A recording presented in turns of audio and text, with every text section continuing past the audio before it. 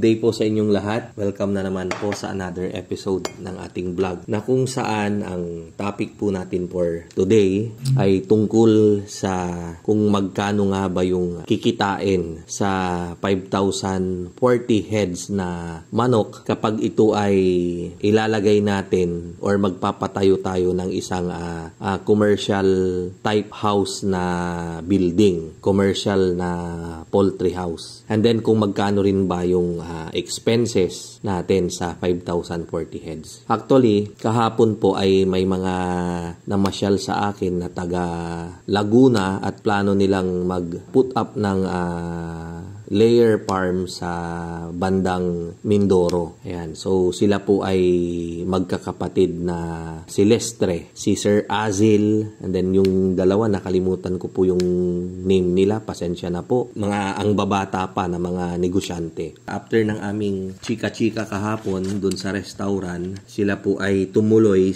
na pumasyal sa farm natin dun sa Bayambang. Humingi po sila ng favor na baka raw pwedeng gawan ko ng vlog itong ginagawa natin ngayon. Request po nila. Ito po ang aking pangatlong araw mula nung nag-umpisa akong lumabas. Yan. So, third day ko to na lumabas. Nag-ikot-ikot na sa farm. Tinignan ko yung project natin na isa yung kay attorney Raj, and then sa asawa nila kay Sir Mike. Sila po ay nagpapagawa rin sa akin ng kanilang poultry house. Ongoing yung construction. Sa mga susunod na araw ay i-upload din natin. 5,040 din.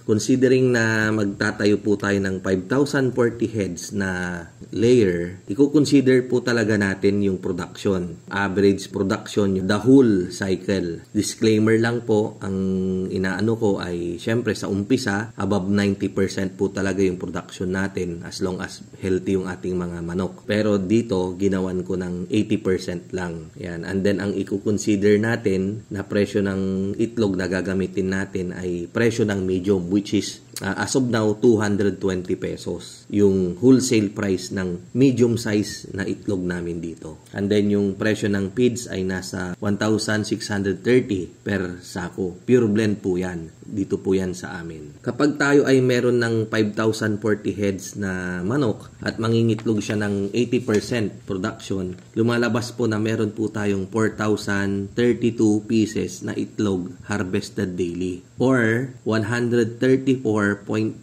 na tray ng itlog. Yan, dinivide lang po natin yan sa 30 pieces. Kasi nga ang isang tray ng itlog ay nasa 30 pieces. So considering na meron na tayong 134.4 na tray daily, ang kakainin po niyan ay 11 na sako at 110 grams per bird. Yan. And then ang isang sako ng feeds natin ay 1,630. Kaya yung 11 times 1,630 equals 17,930 pesos daily feed consumption. Yan po yung nagagastos natin na patuka daily sa ating mga manok na 5,040. Tapos yung pagbebenta naman natin ng itlog daily ay dahil nga sa 134.4 na tray ng itlog at sa medium price yung ating kukunin, very na po yan, anong tawag dito, conservative computation. Kasi po pag tumanda talaga yung manok, nawawala na rin yung medium, large XL jumbo na yung kadalasan. So doon po tayo sa conservative computation at 220 pesos per tray, kaya meron po tayong pagbebentahan na 29,568 daily na sales. Ileles po natin yung feeds natin na ipinakain natin, 17,930,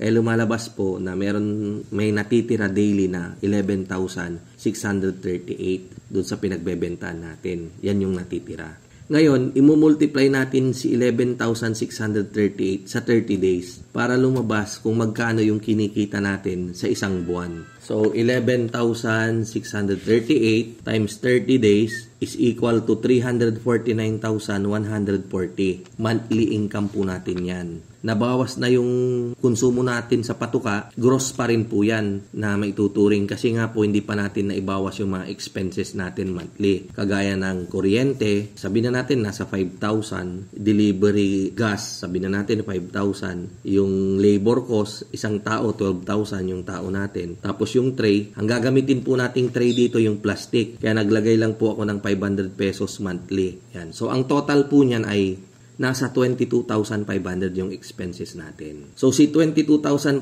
na expenses natin, ibabawas natin siya dun sa 349,140 na kinita natin monthly. So lumalabas na meron po tayong 326,640 pesos na kita monthly. So yan po yung kita natin buwan-buwan sa 5,040 heads na manok. Ngayon, i-multiply po natin yan sa 16 months. 16 to 18 months. Again, conservative computation na naman. Sa 16 tayo magbe-base. So, ang lalabas po ay 326,640 times 16 months. Meron po tayong 5,226,240 pesos na kikitain during the whole cycle. Plus, may mga dadagdag pa dyan kapag yung kinal natin yung manok, yung pinagbenta natin ng mga sako, yung mga ipot. Pero bago natin ulit kwentahin yan, pupunta naman tayo sa kung magkano nga ba yung puhunan. Panoorin nyo sa susunod nating video. 5,226,240 pesos yung ating kikitain sa 5,040 heads na RTL during the whole cycle. Sundan nyo po yung second video natin, yung magkano naman yung puhunan sa 5,040 heads na paitloging manok. Ayan. So, once again, ako po ay nagpapasalamat sa inyo sa wala pong sawa ninyong pagsubaybay sa ating mga video. Ayan. So, kita-kita po ulit tayo sa mga susunod nating vlog. Ayan. Ito po ang inyong kaibigan, ang inyong kamanukan. Walang iba kundi si Mang Mags na nagsasabing mabuhay po tayong lahat and God bless.